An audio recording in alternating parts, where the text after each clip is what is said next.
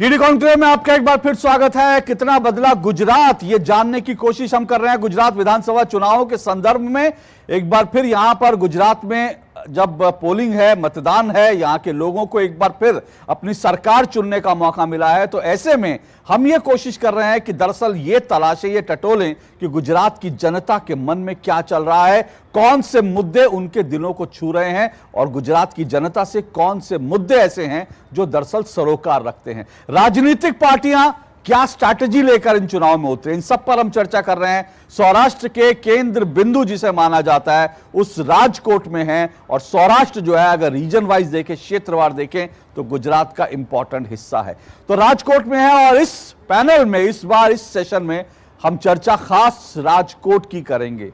रंगीला राजकोट किसको देगा वोट? जी हाँ, रंगीला राजकोट किसको देगा वोट। राजकोट जो है अपने आप में एक बहुत अलग तरह का खास शहर है। जब डिबेट होगी, चर्चा होगी तो कैसे कैसे इसकी खासियत है आपके सामने आएगी।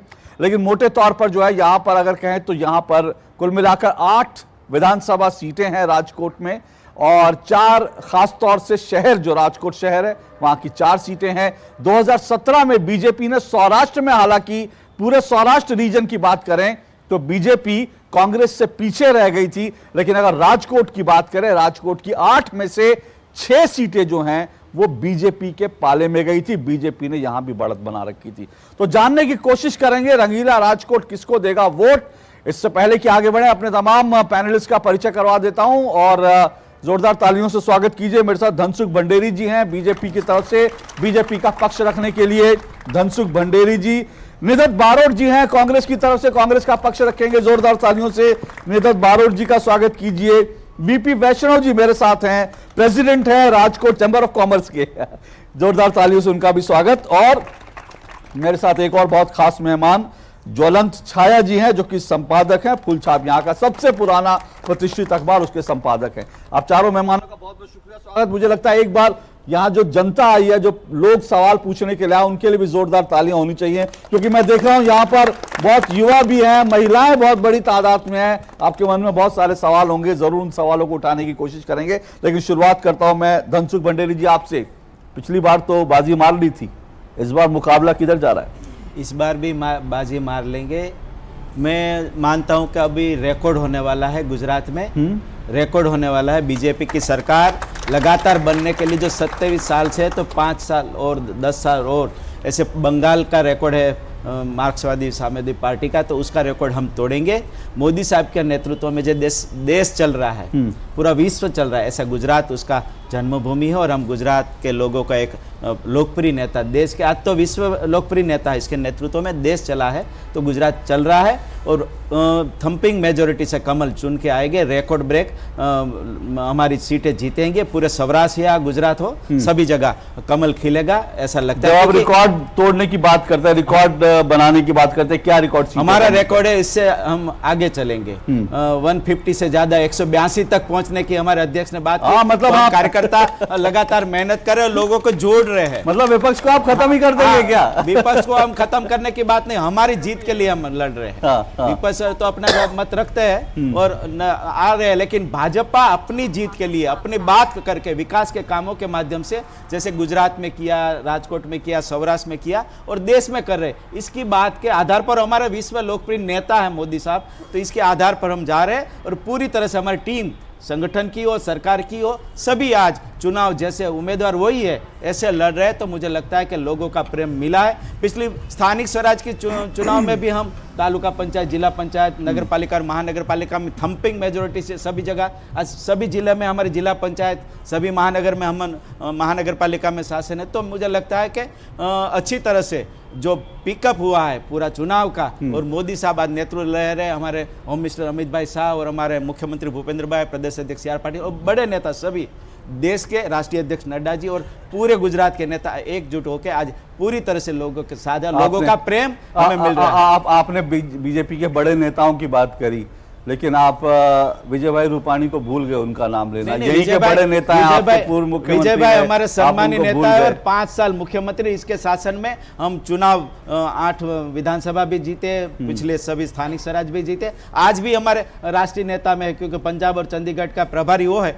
तो पूरी तरह से एकजुट होकर सब कार्यकर्ता, बूथ का कार्यकर्ता, पेज का कार्यकर्ता और शीर्ष नेतृत्व लगे हैं। और क्यों हमें वोट मिलेगा भाजपा? क्योंकि हमने काम किया है। जो 5 साल में, पिछले 2019 में हमने बात की थी चुनाव में लोकसभा की, जो 5 साल में वादे पूरे करने के थे, लेकिन 2 साल में मोदी साहब ने वादे पूरे, जैसे राम मंदिर बनने की बात की थी तो हमने तय किया। और 450 साल से जो पुराना लोगों को एक लगातार हिंदू समाज या सब भारतीय की एक आस्था का प्रतीक था, वहीं राम जन्मभूमि पर बनना चाहे मंदिर तो बन रहा है। 370 की बात हम करते थे, 370 की बात करते तो पाकिस्तान तरफी जो पार्टी है वहां कश्मीर के, वो बहुत बोल रहे थे भाजपा और मोदी वो निर्णय नहीं कर पाएंगे क्योंकि देश में खून की नदियां बहेगी। ये निर्णय किया, इसकी छाती पर 370 कलम हटाया, 35 कलम हटाया मोदी साहब और अमित भाई शाह ने, और खून की नदियां का एक खून का बूंद भी नहीं गिरा, और पूरी तरह देश में शांति सुलह और सलामती है। हम जो कहते हैं भाजपा, वो हमारे नेता पूरा करते हैं। इसके लिए लोगों को हमारे नेतृत्व पर, भारतीय जनता पार्टी पर और कमल पर विश्वास है। ठीक है, धनसुख भंडेरी जी, गुजरात की राजकोट की बात कर रहे थे आप, कश्मीर, राम मंदिर का आपने खास तौर से जिक्र कर दिया। मतलब आपको लगता है राष्ट्रीय मुद्दे भी यहाँ पर असर डालेंगे? मैं इस पर आऊंगा, लेकिन उससे पहले मैं निदत बारोट जी से बात कर लूं। बारोट जी, ये तो कह रहे हैं कि भाई हमारा डंका बजेगा, रंगीला राजकोट, बीजेपी को फिर करेगा वोट। क्या कांग्रेस के लिए कुछ बचा है कि नहीं? अभी चुनाव गुजरात राज्य के हैं, ये बातें करेंगे कश्मीर की और मंदिर की। ये वो उनको ये बात करनी चाहिए थी कि पिछले 5 सालों में युवाओं को कितनी रोजगारी मिली। इनको ये बात करनी चाहिए थी पिछले 5 सालों में जो 25 पेपर लीक हुए, जहां बच्चे एग्जाम देने जाते थे वहां बिना एग्जाम दिए वापिस आए। इस 25 पेपर लीक करने वालों में से उन्होंने किसको अरेस्ट किया और किसको सजा दी, एक भी एग्जाम्पल वो नहीं दे पाएंगे। उनको ये बताना चाहिए कि कौन से गांव में जहां गरीब बच्चे पढ़ते हैं वहां कितनी इंग्लिश मीडियम की स्कूल वो चालू कर पाए, वो जवाब नहीं दे पाएंगे। उनको ये बताना है कि गरीब बच्चे पढ़ सके ऐसी कितनी संस्थाएं चालू की, उसका जवाब भारतीय जनता पक्ष नहीं दे पाएगी। उनको यह बताना चाहिए जब लोग मरते थे, रेमडेसिविर नहीं मिल रहे थे, तब सरकार कहां थी, तब मंदिर में जाना नहीं था। उनको यह बताना चाहिए कि कांग्रेस जो बात लेके आई है कि कांग्रेस का काम बोले थे, आप जहां बैठे हैं ये दूरदर्शन केंद्र कांग्रेस की सरकार में बना था, आप सामने देख रहे हैं वो डैम कांग्रेस की सरकार में बना था। वहां बाई और जो फार्मेसी कॉलेज दिख रही है वो कांग्रेस के जमाने में बनी थी, उसके सामने पॉलिटेक्निक दिख रही है वो कांग्रेस के जमाने में बनी थी। पीछे जहां पे रोजगारी मिल रही है, वहां पे जो आज ही वसाहत बनी है, जहां इंडस्ट्रीज है, वो कांग्रेस के जमाने में बनी थी। आज हम वो बात लेके आए हैं कि कांग्रेस ने काम किया है, कांग्रेस अपने काम पे मत मांग रही है। हो सकता है हम मंदिर के लिए बात नहीं कर रहे हो सकता है हम 370 की बात नहीं कर रहे हो, लेकिन मैं पूछना चाहूंगा कि कश्मीर में जब भाजपा ने जिन लोगों के साथ सरकार बनाई थी वो आतंकवादी थे कि नहीं थे, उसका जवाब देना चाहिए। भाजपा को वो जवाब देना चाहिए कि 370 की कलम रद्द करने के बाद वहां पे कितने प्लॉट खरीदे गए, कितने लोग वहां पे बसे, कुछ नहीं हुआ है। फिर बातें हुई है और सिर्फ नरेंद्र भाई की बात हो रही है, गुजरात में भूपेंद्र भाई की बात करनी चाहिए। निदत जी, अब क्योंकि आप भी कश्मीर पर, राम मंदिर पर आ गए, तो मुझे लगता है ये बहस जो है अब राष्ट्रीय मुद्दों की तरफ ले जा रहे हैं। हमने शुरुआत किया था राजकोट किसको देगा वोट, रंगीला राजकोट, लेकिन ठीक है, इन सवालों के जवाब भी पर हाँ आप धनसुख भाई आप रिस्पॉन्ड कीजिए, क्योंकि वो कह रहे हैं आप लोग ये सब इसलिए करते हैं क्योंकि गुजरात में आपने काम नहीं किया। गुजरात में बहुत काम किया, पिछले 27 साल से हम भाजपा गुजरात में रूल कर रहा है। माननीय मुख्यमंत्री केशुभाई पटेल, इसके बाद नरेंद्र मोदी साहब, फिर आनंदीबेन पटेल, फिर विजय भाई रूपाणी और अब मुख्यमंत्री भूपेंद्र भाई पटेल। और आने वाले सालों तक कांग्रेस को राह देखनी पड़ी क्योंकि प्रजा हमारे साथ है। क्यों? क्योंकि हम विकास की बात करते, वो कुछ किया नहीं। हाँ, बोर्ड लगाया, अभी चुनाव आया है तो दिख रहा है कांग्रेस का काम बोल रहा है, आपका काम नहीं बोल रहा, आपका कारनामा बोल रहा है। मैं दावे के साथ कर, पिछली आजादी के बाद जेल में आपके नेता गए थे, क्यों गए थे? भ्रष्टाचार, और भ्रष्टाचार भी कितना किया, हवा में भी किया, जमीन में किया और जमीन के नीचे भी इतने तैयार है कांग्रेस को, जमीन के नीचे भी क्या कि उसको मालूम था नहीं दिख पाएगा, लेकिन कोलसा तो काला है, सबका मुंह काला हो गया। और बात जो बात आई देश के लोगों आज जान गए। गुजरात में पहली बार कांग्रेस के शासन में जब देश में कांग्रेस की सरकार थी 8 ही एम्स बनी थी। मोदी साहब जब आए बड़ा प्रधान बने 14 के बाद फिर 18 एम्स बनी और गुजरात को पहली एम्स दी। आजादी के बाद गुजरात के साथ क्यों अन्याय किया आप लोगों ने? तो पहली एम्स दी गुजरात में, सौराष्ट्र में और राजकोट में दी। और राजकोट पूरा 15 डिस्ट्रिक्ट का प्रदेश है, बड़ा प्रदेश, जैसे जान लीजिए सौराष्ट्र का पाटनगर है। अब पूरी तरह से हेल्थ की सुविधा, आरोग्य की सुविधा आज सौराष्ट्र में राजकोट को में मिलेगी। ये दूसरा जो इंटरनेशनल एयरपोर्ट दिया, इसके आधार पर सौराष्ट्र में रोजगारी बढ़ेगी, कार्गो के माध्यम से पूरा रोजगार इधर आएगा और पूरा एशिया का सबसे बड़ा एयरपोर्ट बन रहा है। ठीक है, 3000 करोड़ से, एम्स 2000 करोड़ से, और हर साल 1200 करोड़ खर्च होगा सरकार का। क्यों? जनता की सेवा के लिए। ओके।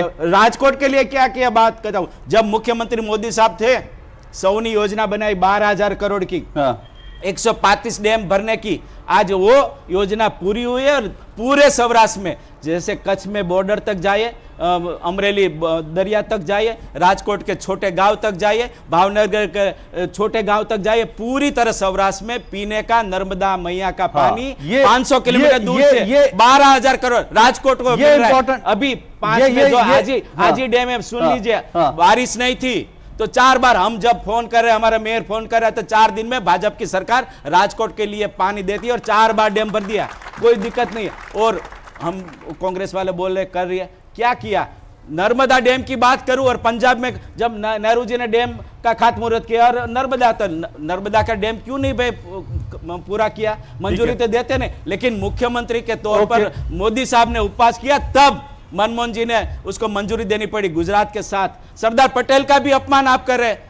ओके, मैं पूरी तरह से मैं बात, इसलिए जो बात कर रहे हैं कांग्रेस 27 साल से गुजरात में हद पार है।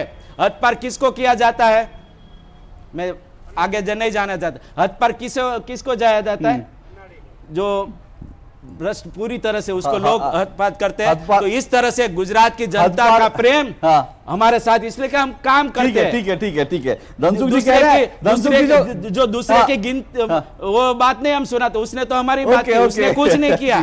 हम हमारी बात रख रहे हैं और इस बार भी कमल खेलेंगे। ओके, मैं डिबेट का धनसुख पंडित जो हद पार की बात कर रहे हैं, मतलब कह रहे हैं कि गुजरात की सीमाओं से बाहर कर दिया, यानी कि सत्ता से बाहर कर दिया, वो ये कहना चाह रहे हैं। लेकिन हर पार्टी अपने अपने हिसाब से दावे करती है। लेकिन निदत भाई, आपने क्योंकि दूरदर्शन का जिक्र कर दिया तो इसलिए बता दूं, वो ठीक है, हो सकता है, मुझे नहीं मालूम इसकी नींव किसने रखी, लेकिन यहाँ भी अंदर जो बोर्ड लगा है वो ये लगा है कि प्रमोद महाजन जी ने इस कार्यालय का मैं था तो स्टैंडिंग चेयरमैन था। ठीक है, मैं कह रहा हूँ, मैं ये बता रहा हूँ, अटल जी के सरकार में हुआ है। ये सारी सरकारें जो है एक एक करके एक एक कदम आगे बढ़ती हैं, पर सवाल सिर्फ ये होता है कि दरअसल कौन सी सरकारों ने जो है डेवलपमेंट को दरअसल जनोन्मुखी बनाया और साथ साथ उसको रफ्तार दी। और जैसे नर्मदा का जिक्र आ जाता है, लेकिन उससे पहले मैं ज्वलंत अच्छा है जी, मैं ये क्योंकि यहां पर करते करते बीजेपी ने भी और कांग्रेस ने भी राम मंदिर, कश्मीर का मुद्दा उठा लिया। अभी उससे पहले हम बात कर रहे थे, कांग्रेस के जो यहाँ पर नेता हैं उन्होंने भी जो है कश्मीर की बात, राष्ट्रवाद की कर दी। क्या राजकोट के लिए ये सब इशू हैं क्या, कि जो स्पेसिफिक यहाँ के लोकल इशू लोग उसी पे वोट करने वाले हैं? देखिए, ये बात जो हो रही है पूरे राष्ट्र की हो रही है, तो जो राष्ट्र के इश्यू है वो राजकोट के इश्यू हैं। यानी आप कह रहे हैं सौराष्ट्र में भी राष्ट्र है? डेफिनेटली, क्योंकि सौराष्ट्र में भी राष्ट्र है। हाँ, सौराष्ट्र और गुजरात जो है वो इस देश का हिस्सा है, अहम हिस्सा है, क्योंकि स्वतंत्रता की लड़ाई में गुजरात ने बहुत बड़ा योगदान दिया है। गांधी जी और सरदार साहब और कई हमारे लोग थे। उस वक्त से हम अगर देखें तो आज की जो पब्लिक लाइफ है, आज के भी जो गृह मंत्री और प्रधानमंत्री है वो गुजरात से हैं। तो ये पूरा कनेक्शन है गुजरात से। राजकोट की अगर हम बात करें तो यहाँ से ही नरेंद्र भाई पहला चुनाव लड़े थे और वो मुख्यमंत्री थे, फिर विधायक बने थे। तो राष्ट्र के साथ राजकोट का एक बहुत बड़ा लगाव है। इश्यूज की अगर हम बात करें तो राम मंदिर या कश्मीर के साथ डेफिनेटली राजकोट भी है, वो जुड़ा हुआ है। राजकोट से कई कार सेवक जो है वो मंदिर के लिए गए थे वगैरह, वो बहुत लंबी बात है। बिल्कुल। लेकिन जो यहाँ पर जो बात हुई कि इन्होंने ये नहीं किया या तो ये बोले कि हमने ये किया, तो राजकोट के कई ऐसे इश्यूज हैं जो कि इन सभी इश्यू के साथ अगर एड्रेस किए जाए, अगर उसको प्रायोरिटी दी जाए, तो ज़्यादा विकास जो है राजकोट को जो अपेक्षाएं हैं, जो कि हाई कोर्ट की बेंच है या तो जैसे ये सब्जेक्ट वैसे वैष्णव साहब का है, लेकिन यहाँ पर जो कन्वेंशन सेंटर वगैरह की जो डिमांड है, या तो उद्योग, जो छोटे उद्योग जो है राजकोट की जो रीढ़ है, जो इंडस्ट्रियल डेवलपमेंट के लिए राजकोट की जो बड़ी मांग है, उन सबको भी अगर पूरा किया जाए और एजुकेशन में, हायर एजुकेशन में, हालांकि पिछले दिनों के कंपैरिजन में उसकी यहाँ पर बहुत बड़ा डेवलपमेंट हुआ है एजुकेशन में भी, लेकिन ये सभी इश्यूज है। और खास जो ये बात है कि पूरे गुजरात में जो यंगस्टर्स है यहाँ पर जो ये बैठे हैं, उनकी जो स्पर्धात्मक परीक्षाएं हैं, या तो उनके नौकरी के लिए हो या तो यूनिवर्सिटीज के हो, उस एग्जाम्स को जितनी सीरियसली ये बच्चे या तो ये विद्यार्थी और उनके माँ बाप लेते हैं, अगर उसी सीरियसनेस के साथ प्रशासन उसको ले तो इस नई पीढ़ी को हम नया गुजरात दे सकेंगे, ऐसा मेरा मानना है। विकास की बहुत बात हुई है, विकास भी हुआ है, मैं ऐसा नहीं कह रहा कि बात।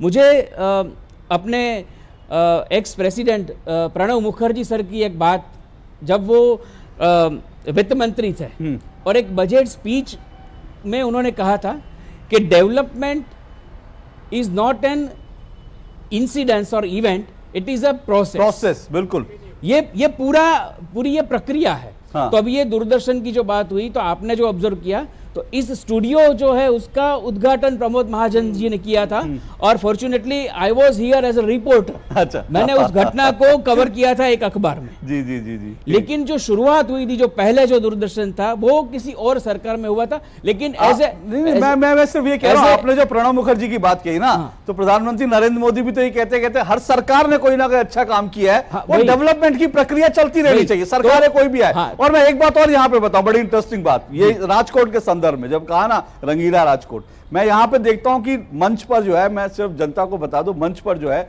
यहां पर बीजेपी कांग्रेस वाले जो है ना, वो आपस में लड़ते हैं, एक दूसरे की बात काटते हैं, मंच से उतरते गले मिलते, कहते हैं गुजरात का कल्चर है। तो मुझे लगता है डिबेट खत्म होने के बाद, चुनाव खत्म होने के बाद, गुजरात का यह भी कल्चर होना चाहिए कि डेवलपमेंट के लिए दोनों पार्टियां काम करें, मिलकर काम करें। हर बार होता है। और आपका जो प्रश्न था, तो राजकोट के इश्यू जो इन्होंने जो ये सौनी योजना का जो उल्लेख किया, मैं न्यूट्रली ये बताऊंगा, मैंने हर बार, मतलब अभी दो दिन पहले मैंने उस पर एडिट लिखा, क्योंकि धोराजी में नरेंद्र भाई ने एक सभा को, रैली को संबोधित किया, उसमें उन्होंने उल्लेख किया, ये इतनी सक्सेसफुल योजना है सौनी योजना 70% जो है उसका सक्सेस अभी हम देख रहे हैं कि ये आजी डैम है, या तो ये हमारा जो जामनगर के पास डैम है, या मोरबी का मच्छू डैम है। फरवरी जो मास आता था तो डैम खाली होने लगते थे, और जून महीने में बच्चे वहां पर क्रिकेट खेल सकते थे, बारिश नहीं होती तब तक। और आज उसी मई महीने में, उसी मार्च में ये डैम जो है वो भरे हुए होते हैं। तो अगर कोई बीजेपी का विरोधी भी है तो उसको ये कबूल करना होगा कि ये बात हुई काम है। हुआ है। लेकिन अगर कोई ये कहे कि यहीं से शुरुआत हुई है, तो वो भी नहीं, तो उसमें हम सहमत नहीं है। बिल्कुल ठीक है। यहाँ पर सर भादर योजना भी हुई थी, यहाँ पर लापासरी की भी कोई योजना हुई थी। तो ये सभी योजना है वो छोटी छोटी, मतलब बिल्कुल इन्हीं के चीफ मिनिस्टर ने, केशुभाई जब थे तो वाकानेर में बोर योजना करके राजकोट को पानी दिया था, धनसुख भाई तब वो गवर्निंग बॉडी में थे। तो ऐसा कोई कहे कि अभी यहाँ से शुरू हुआ है विकास, नहीं, वो ऐसा नहीं है, बिल्कुल मैं उसमें एग्री नहीं। ठीक है, वीपी वैष्णव जी प्रेसिडेंट हैं राजकोट चैम्बर ऑफ कॉमर्स के। सर, यहां पर अगर मैं एक मोटा आंकड़ा देख रहा था, यहां पर जो राजकोट की अलग अकेले बात करूं, 47,000 से ज्यादा जो उद्योग रजिस्टर्ड हैं, और जो स्मॉल इंडस्ट्री है वो कहते हैं कि हर तालुका में करीब 20 से 30,000 स्मॉल स्केल इंडस्ट्रीज हैं, और ये तो इंडस्ट्रियल हब है। ये इंडस्ट्रियल हब है इतना, यहां पर ये भी पता चला कि सबसे ज्यादा जीएसटी कलेक्शन जो है वो राजकोट डिस्ट्रिक्ट से होता है पूरे देश को। इसके लिए राजकोट के लिए तालियां भी होनी चाहिए। सबसे ज्यादा राजकोट जीएसटी कलेक्शन देता है, ये राजकोट के लोगों का योगदान है, ये यहाँ की इंडस्ट्री का योगदान है। लेकिन क्या आपको लगता है कि इंडस्ट्री के हिसाब से चीजें यहाँ पर स्मूथ हैं? आप लोग जो चाहते हैं, या आपको चुनाव का मौका है, आप लोग अपनी कुछ बात रखना चाहेंगे? सर जी, मैं राजकोट चैम्बर ऑफ कॉमर्स का प्रेसिडेंट हूँ, साथों साथ गुजरात चैम्बर में भी मैं डायरेक्टर हूँ, और आईएमसी मुंबई चैम्बर में भी डायरेक्टर, और फिक्की का भी मैं डायरेक्टर हूँ। तो जहाँ तक जो आप इंडस्ट्री की बात करें, तो राजकोट है वो सौराष्ट्र का पाटनगर है, और जो एमएसएमई इंडस्ट्री की बात करें, पूरा गुजरात में 4,60,000 इंडस्ट्री है एमएसएमई। इसमें से राजकोट में more than 1 lakh industry Rajkot का सराउंडिंग एरिया के बगल में, मतलब सौराष्ट्र में है। जहाँ तक चेंबर का काम यही है कि इंडस्ट्री वालों या व्यापारी लोगों का कोई ना छोटा मोटा इश्यू है तो उसको जो स्टेट गवर्नमेंट का होता है तो उसको पास ऑन करना है और उसका सुझाव लेने का है। सेंट्रल गवर्नमेंट का होता है तो उसको पास ऑन करके सुझाव लेने का है। मैं 12 साल से चेंबर ऑफ कॉमर्स में हूँ। 8 साल से मैंने जो भी नतीजा देखा है, स्टेप बाय स्टेप जो डेवलपमेंट हो रहा है, जो गुजरात का डेवलपमेंट और गुजरात का ग्रोथ जैसे बज रहा है, इसकी वजह से जो भी छोटा मोटा इश्यू है, हम जो भी सॉर्ट आउट करने का तरीका जो हमारा है वो इतना फास्ट है कि राजकोट में कोई अभी छोटे इंडस्ट्री वाला ऐसा नहीं बोलेगा कि मेरे को यह प्रॉब्लम में दिक्कत है। तो कोई विकासशील स्टेट होता है तो जास्ती विकास होता है तो जास्ती प्रॉब्लम भी आता है, मगर इंस्टेंट सॉल्यूशन उसका एक ही नतीजा है। मैं राजकोट की बात करूं तो जब भी जो कोरोना की वजह से हमने बात किया तो 4 महीना बिल्कुल इंडस्ट्री ठप थी और 4 महीने में बाद में हमने गुजरात सरकार से बात करके सर 5 दिन में राजकोट में 32,800 इंडस्ट्री 5 दिन में हमने खुलवाया था। अच्छा, ये सबसे बड़ा हमारा अचीवमेंट है।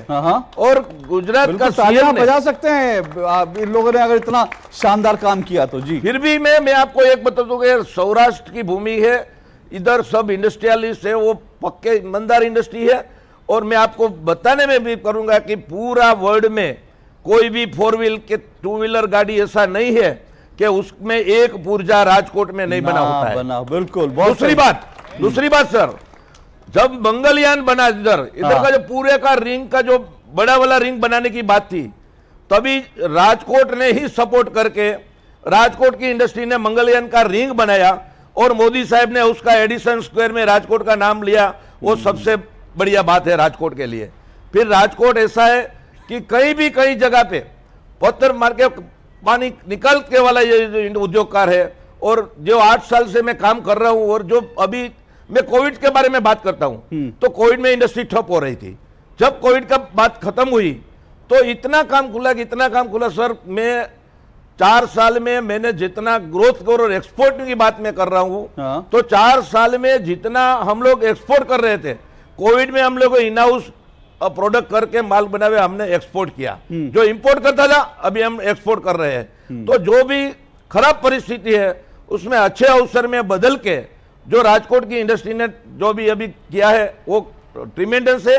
और राजकोट की इंडस्ट्री में जहां तक राजकोट चैम्बर में मैं 12 साल से हूं, कोई भी छोटा मोटा इश्यू है तो सुल्ताने में हमने पूरे का पूरा स्टेट गवर्नमेंट और सेंट्रल गवर्नमेंट ने सरकार सपोर्ट मिला आपको? या डेफिनेटली मिला। तो नितिन बारोट जी वो कह रहे हैं इंडस्ट्री में सपोर्ट मिला और इसलिए जो है राजकोट ग्रो करा। तो फिर जब सपोर्ट इतना मिला तो फिर उसमें तो मुझे लगता है सपोर्ट मिला तो वोट भी मिलेगा। आपने वो शब्द सही पकड़ा, ग्रोथ हुआ। हमारे यहाँ 2 वर्ड्स है, एक डेवलपमेंट है, एक ग्रोथ है, एक विकास है, एक वृद्धि है। जो आप बात बता रहे हो कि ये सब हुआ, ये वृद्धि हुई है। वृद्धि काल क्रम से होती है। बच्चा जन्म लेता है, 3-4 महीने बाद बोलने लगता है, 4-6 महीने बाद चलने लगता है, खड़ा होने लगता है। ये उसकी वृद्धि है, ये विकास नहीं है। विकास मानसिक तौर पे विकास होता है, शारीरिक तौर पे वो कुछ काम कर सके वो विकास बोलते हैं, वो वृद्धि नहीं है। आप समझो कि गुजरात में या देश में, मैं आपको बताऊं, ये जो आप बता रहे हो कि यहाँ पे ये कैनाल हुआ, यहाँ पे ये सौनी योजना हुई, मना नहीं कर सकते। विजय भाई रूपानी के वक्त राजकोट में पानी सौनी योजना से आया। कांग्रेस कैन नॉट डिनाई कि नहीं आया है, आया है। ये कोई भी शासन में होता है, प्रशासन में होता है, तो ये ग्रोथ का काम चलता है। अब विकास पार्ट कैसे किसको बोलते हैं जाहिर जीवन में? गरीबी रेखा से नीचे जीने वाले लोग कितने ऊपर आए, मध्यम वर्ग में जीने वाले लोग कितने पैसे वाले तक पहुंचे, उद्योग चालू करने के लिए जिसको जो कोशिश कर रहे थे उसमें से कितने % लोग उसको कर पाए, इसको आप विकास बोलते हैं। तो जो विकास की बात है वो पिछले 5 सालों में पूरे देश में 16 करोड़ लोग जो गरीबी रेखा से ऊपर थे वो नीचे गए, तो ये विकास नहीं था। आप जब विकास की बात करते हो तो लोगों के पास पैसे स्पेंड करने के लिए जगह है कि नहीं है? लोगों को, जो बच्चे हैं वो पढ़ाई कर रहे हैं, तो उसको क्या कहीं जॉब दे सकते हैं कि नहीं दे सकते? जैसे अभी ये विकास है। अभी जैसे की बात और विकास के बाद जोड़ो मत। मैं वीपी वैष्णव जी की बात ही कर देता हूं। जैसे उन्होंने अभी कहा और मुझे जानकारी भी मिली कि जैसे मोरबी जैसा इलाका है, मोरबी में जो सेरेमिक इंडस्ट्री का काम होता था, या यहाँ की बात जो अभी वैष्णव जी बता रहे हैं कि जो चीजें यहाँ पर इंपोर्ट की जो देश इंपोर्ट करता था, आज राजकोट और सौराष्ट्र वो देश के लिए जो उसको इंपोर्ट, जो एक्सपोर्ट कर रहा है, भारत से बाहर वो चीजें जा रही है, जो इंपोर्ट करते थे एक्सपोर्ट कर रहे हैं। तो ये भी तो विकास हुआ, इंडस्ट्री का विकास। इसको मानेंगे नहीं मानेंगे? मैं मानूंगा, ये ग्रोथ हुआ, मैं मानूंगा। और ये ग्रोथ पिछले 5 साल में नहीं हुआ है। मैं ये बात नहीं कह रहा हूं। जब गुजरात में भारतीय जनता पक्ष का नामो निशान नहीं था, तब भी राजकोट में इंडस्ट्री शुरू हुई थी। और जो इन्होंने बताया कि हमने 5 दिन में 32,000 इंडस्ट्री चालू कर दी, उनको चालू करने के लिए गुजरात सरकार के सामने आंदोलन करना पड़ा था। उनकी छाप अखबारों में आया था कि हम लोग मिलने आएंगे। मुख्यमंत्री बताए एक ही बार आंदोलन की बात नहीं की है। अखबारों में देखो, गलत बात है। अखबारों में देखो, वहां पर आया था कि हमको इंडस्ट्री चालू करने की परमिशन दो, सरकार नहीं दे रही। यहीं पर सवाल आता है, मैं किसको निजत बारोट जी को सही मानूं या वैष्णव जी को? आपने जो मोरबी वाला बताया, जो सिरामिक इंडस्ट्री में पूरा वर्ल्ड में, आपको छाती ठोक के बोल कर रहा हूं कि एक ऐसा सिटी बताओ कि जो मोरबी जैसा सिटी पूरा वर्ल्ड को अम्फा रहा है, चाइना हो चाहे कोई भी अदर कंट्री हो, कोई सिटी, कोई देश को अम्फाने वाली बात है ना, तो सिर्फ सौराष्ट्र में ही होती है। हाँ, ज्वलन जी रिस्पॉन्ड जल्दी से, फिर मैं आपके पास आ रहा हूँ जी। ये जो बात हुई, दोनों बात तो वहीं पर जाएगी कि विकास नहीं हुआ ऐसा कोई नहीं बोल सकता, लेकिन विकास यहीं से शुरू हुआ, वो भी कोई नहीं बोल सकता। देखिए, भारत की गुजरात की नहीं, भारत की सबसे पहली इंडस्ट्रियल एस्टेट GIDC वो यहाँ पर गुजरात में थी, भक्ति नगर जिसे हम बोलते हैं, भारत की पहली। और ये 50s की बात है। जो उमाकांत पंडित उद्योग नगर जो है वो 60s के आसपास की बात है, वो राजकोट में शुरू हुई थी। तो ये जो डेवलपमेंट है उसमें, हाँ, अगर आज की गवर्नमेंट ने उसको टैक्सेशन के हिसाब से सपोर्ट किया है, एक्साइज के हिसाब से सपोर्ट किया है, टैक्स हॉलीडे दिए हैं, जैसे कच्छ में भूकंप हुआ था, तो सपोर्टिव जो रोल है वो गवर्नमेंट का रहा, इसमें कोई ना नहीं कर सकता।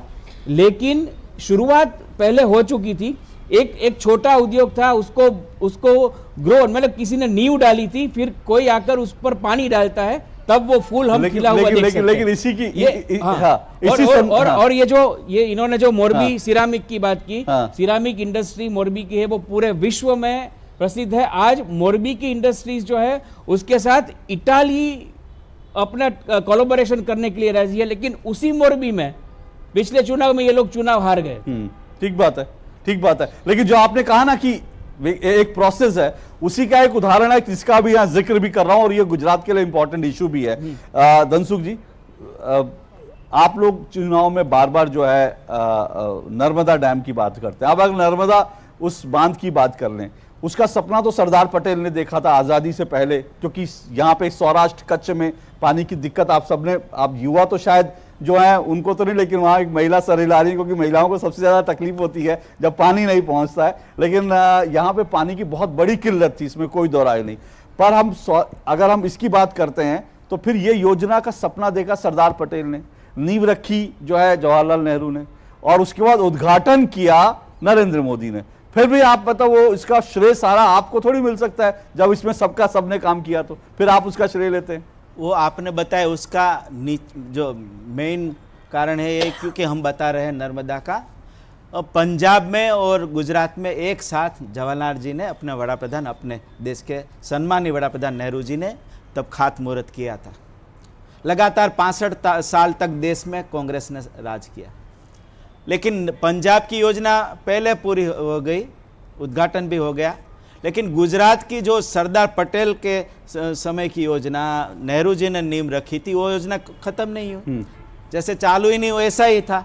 तो भाजपा ने मुहिम लगाई, माननीय वड़ा प्रधान मोदी साहब ने आने के पहले मुख्यमंत्री थे, तब मनमोहन जी वड़ा प्रधान थे, कई बार नर्मदा बंद के डैम की हाइट बढ़ाने के लिए, उसके गेट लगाने के लिए कई बार अडवाणी जी के साथ हमारे सांसद रहे, राज्यसभा लोकसभा के रजूआत की।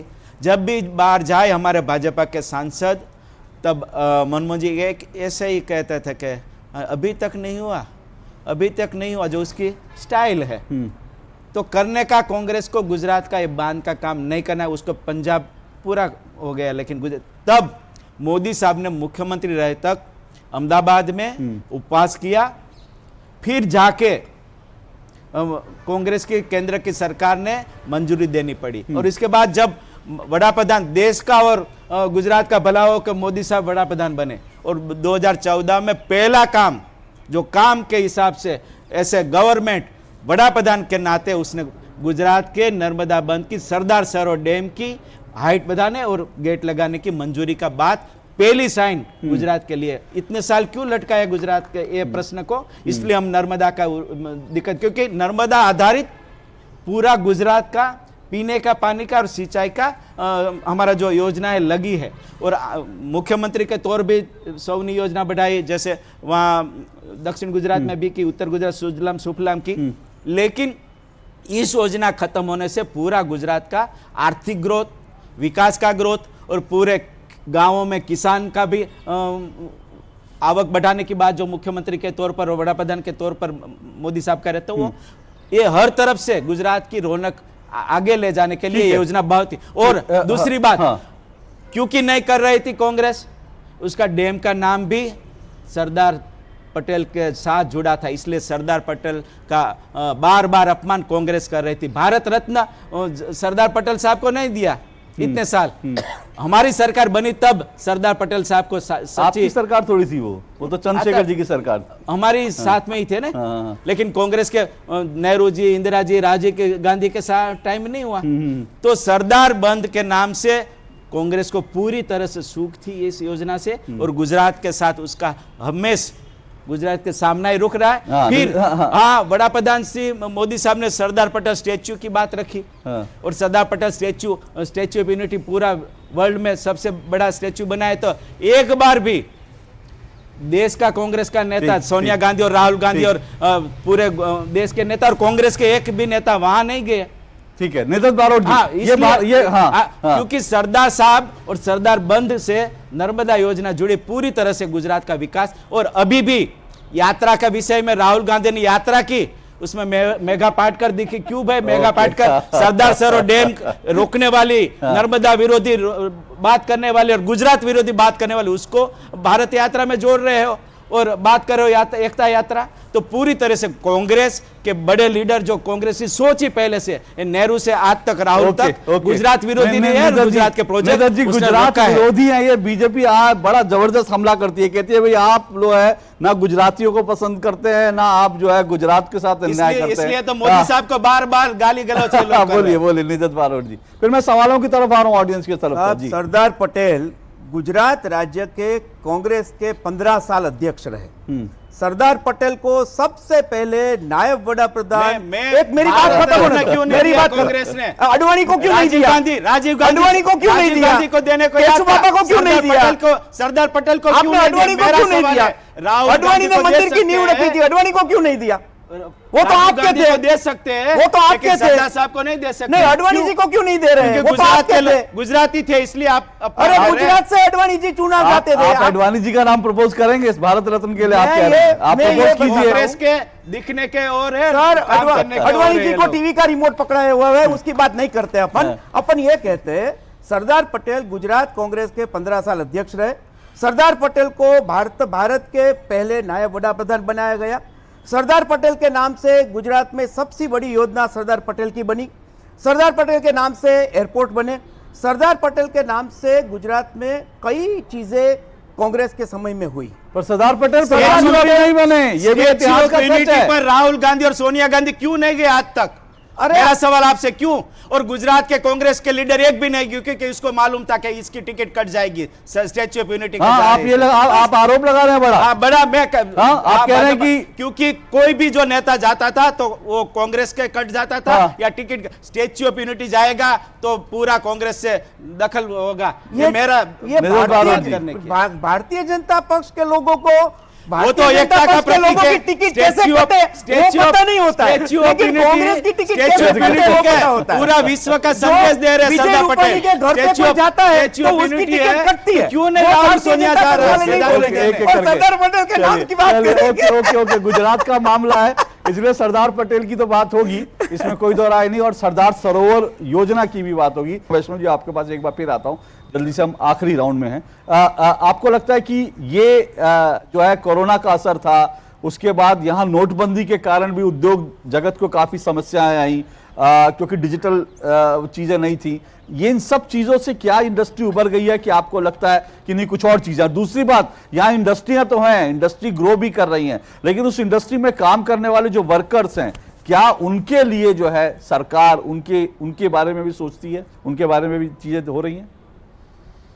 कोरोना में पहले डिमोनेटाइजेशन की बात करें, जब नोटबंदी की जो आपने बात की, तब इसके बाद में जो इंडस्ट्री ठप हो गई थी और 3-4 महीना ऐसे इधर उधर रह गया था, वो बात अब सही है।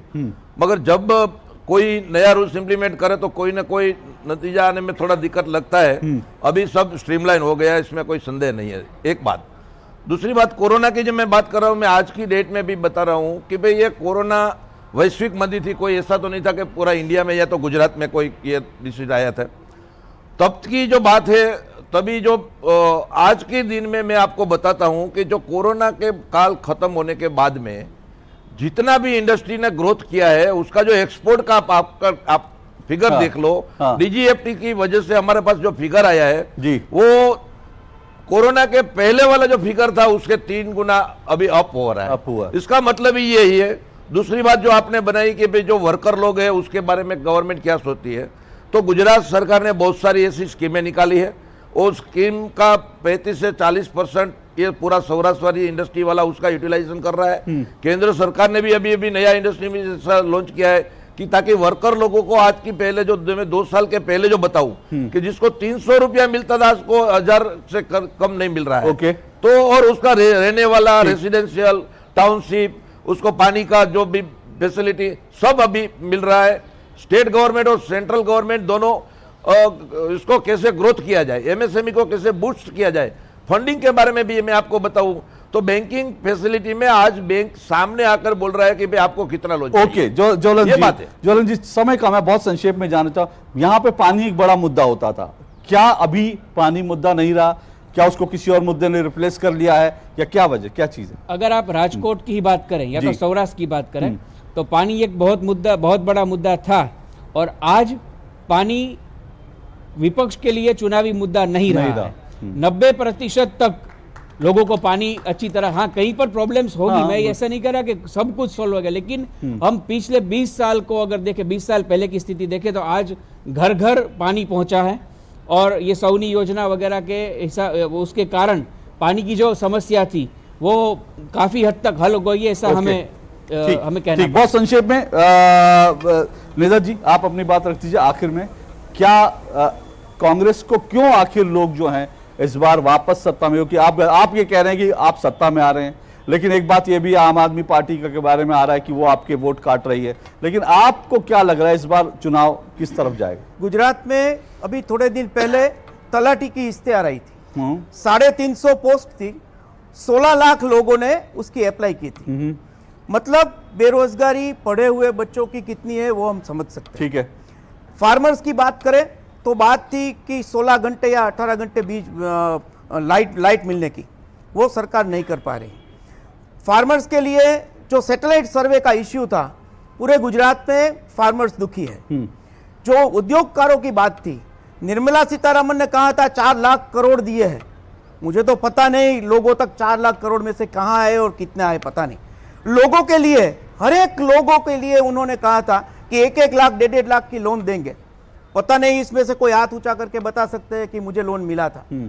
जो सरकारी नौकरी की भर्ती होनी चाहिए थी, जी, उसमें जिस तरीके से पेपर लीकेज का इश्यूज हुआ, गुजरात में कम से कम 60 से 70 लाख बच्चे, ठीक है, 25 एग्जाम्स में बिना एग्जाम दिए वापिस आए। इसलिए युवा धन नाराज है, एग्रीकल्चर वाले लोग नाराज है, और गुजरात में इस बार परिवर्तन। धनसुख मंडेरी जी जल्दी से रिस्पॉन्ड कर दीजिए। वो कह रहे हैं लोग नाराज है, पेपर लीक बार बार मुद्दा उठ रहा है, 25 बार पेपर लीक हुआ, ये सब मुद्दा उठ रहा है, बेरोजगारी एक बड़ा मुद्दा, क्या कहेंगे? पहले तो राजीव गांधी बड़ा प्रधान थे, वो बोल रहे थे, उसने झार सभा में किया बात कि मैं 1 रुपया भेजता हूँ और नीचे 15 पैसा पहुंचता है। तब कांग्रेस के नीचे ऊपर सब बीच में, और ऊपर भी कांग्रेस थी, तो 85 पैसा भ्रष्टाचार के माध्यम से नहीं मिलते थे। हमारे बड़ा प्रधान मोदी साहब आज बोल रहे हैं कि मैं 1 रुपया भेजता और 1 रुपया 10 पैसा होता है, क्योंकि लोगों ने अपनी तरफ से जोड़े। तो ये डिफरेंस है दोनों सरकार के काम करने का तरीका में। लोगों का विश्वास, जन भागीदारी का विश्वास मोदी साहब के साथ, भाजपा के कमल के साथ। विकास की बात रही तो देश में अपने डेवलपमेंट किया, देश आज आगे बढ़ा। विश्व के सबसे लोकप्रिय नेता आज मोदी साहब है, हम जान रहे हैं।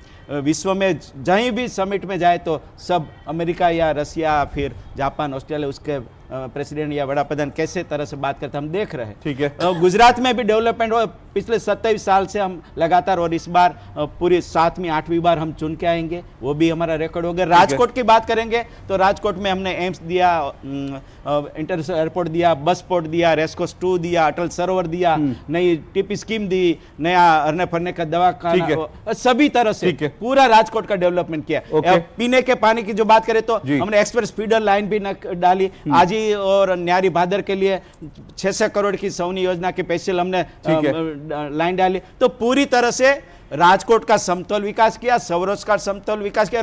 जो खेत किसान की बात कर रहे थे, प्रधानमंत्री किसान सम्मान निधि के माध्यम से आजादी के 75 साल में पिछले 7 साल से लगातार मोदी साहब की जो योजना है, 75,000 करोड़ की योजना, किसान के खाते में 3 बार 2,000 6,000 जाते हैं। तो पूरी तरह से खातर भी मिलता है सब्सिडाइज, बिजली भी मिलती है सब्सिडाइज, सिंचाई के और पीने के लिए पानी मिलता है। तो खेडूत भी, किसान भी खुश है, शहरीजन भी खुश है। तो भाजपा हम लगातार आएंगे। चलिए, सब पार्टी के अपने अपने दावे हैं कि भाई कह रहे हैं कि रंगीला रोड वो जो राजकोट है उन्हीं को करेगा वोट, कांग्रेस को, बीजेपी को, आम आदमी पार्टी भी लाइन में लगी हुई है। लेकिन जाहिर सी बात है कि चुनाव है तो चुनाव में सबके अपने दावे होंगे, नतीजों का इंतजार करना पड़ेगा। लेकिन एक बात देखिए, मैं अभी कह रहा था, लेकिन एक महिला यहाँ से सवाल पूछ, मेरे पास समय बिल्कुल नहीं, लेकिन आप जल्दी से पूछ लीजिए। जी, भाई साहब ने बताया कि यहाँ पे पीएम किसान का लोगों को पैसा मिल रहा है या नहीं। हाँ, मेरे पापा खेडूत थे, मेरे पापा के खाते में भी हर साल 6,000 रुपये आते हैं। भाई साहब ने बताया रोजगारी का मुद्दा है। यहाँ पे आप आइए, गुजरात में इमिटेशन बाजार है, पूरे गुजरात का संत कबीर रोड पर है। रोजगारी का कोई मुद्दा, बेरोजगारी का कोई मुद्दा नहीं है। यहाँ पे हमारी घर बैठे हुए महिला भी शाम से 4 बजे से 6 बजे तक, सुबह में 2 कलाक सभी महिलाएं रोज का 500 रुपये का काम घर बैठे महिलाएं कर रही है। पुरुष का तो कोई बात ही नहीं है।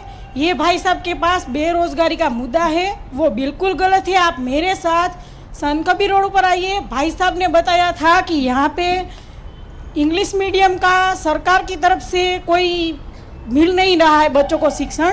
भाई साहब को मैं बताना चाहती हूँ कि यहाँ पे सरकार की तरफ से इंग्लिश मीडियम में बच्चे को पूरा डे स्कूल चालू किया हुआ है, बच्चे इंग्लिश मीडियम में पढ़ रहे हैं। भाई साहब को पता नहीं होगा। यहाँ पे 4 भाई साहब बैठे हैं, मैं 5वां हो जाता हूँ, तो कौन से भाई साहब को आप ये भी बता दीजिए। वो बारोट जी है ना, बारोट जी, चलिए ठीक है, बारोट भाई साहब के लिए आप कह रहे हैं, ठीक है। भाई साहब को बताना चाहती हूँ, राजकोट के आजू बाजू के गांव से कोई भी आया हो तो हाथ ऊंचा करके मुझे बताए कि मेरी गांव में इंग्लिश मीडियम की स्कूल है। गांव की बात क्या कर रहे हैं? गांव की बात नहीं है, आप एक स्कूल तो नहीं बता सकते ना। आप जब राजकोट गांव में भी स्कूल है, गांव में भी स्कूल है। जब हम राजकोट की 8 सीटों की बात करते हैं तो वाकानेर भी आ गया, सरदार भी आ गया, कोटला भी आ गया, लोनिका भी आ गया। ठीक है सर, कोई बात नहीं। भाई साहब, आरटीई में भी बच्चों को फ्री शिक्षण मिल रहा है। ओके, वो सोनिया गांधी की योजना थी। नहीं, सोनिया गांधी की योजना नहीं, सोनिया गांधी कब थी बड़ा प्रधान? क्यों नहीं हुई? कांग्रेस की योजना थी 25% गरीब लोगों को पढ़ाने की, वो भाजपा की योजना नहीं थी। ओके, आपकी बात हो गई और आपकी बात रजिस्टर हुई, ये सब चीजें हैं। लेकिन अंत में मैं सिर्फ एक ही बात कहना चाहता हूं, हमने कहा रंगीला राजकोट की बात करी, तो राजकोट वास्तव में रंगीला, और यहाँ का सोना 2 बार सोता है और 2 बार जागता है। हाँ, 2 बार सोता है, 2 बार जागता है, और यहाँ का सोना सबसे ज्यादा खरा बताते हैं, सबसे चमकता पूरे वर्ल्ड में यहाँ का सोना। लेकिन एक बात जरूर है, चुनाव और गोल्ड का बड़ा मार्केट राजकोट है पूरे। लेकिन एक बात चुनाव के संदर्भ में बहुत इंपॉर्टेंट है, वो ये है, राजकोट वैसे तो 70% तक वोटिंग करता है, लेकिन इसी राजकोट में एक गांव है समाधी आला, और वो ऐसा गांव है जो 2014 के बाद से 100% पोलिंग कर रहा है। तो इस बार राजकोट पूरा मन बना ले कि समाधी आलिया की तरह 100% पोलिंग करेगा, क्योंकि लोकतंत्र में जनता की भागीदारी सबसे इंपॉर्टेंट होती है। इन्हीं शब्दों के साथ बहुत बहुत शुक्रिया आप सबका आने के लिए। जोरदार तालियों के साथ मेरे पैनलिस्ट का एक बार फिर से स्वागत कीजिए। बहुत बहुत शुक्रिया, बहुत बहुत आभार आपका।